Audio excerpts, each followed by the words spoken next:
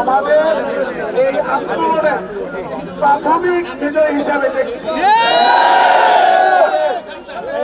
আমাদের চূড়ান্ত বিজয় 20% বাড়ি ভাড়া এবং 15 টাকা মেডিকেল ভাতা এবং কর্মচারীদের জন্য 75% উৎসব ভাতার প্রজ্ঞাপন যতক্ষণ না হবে এই কর্মসূচি আমাদের চূড়ান্ত বিজয় যতক্ষণ অর্জন না হবে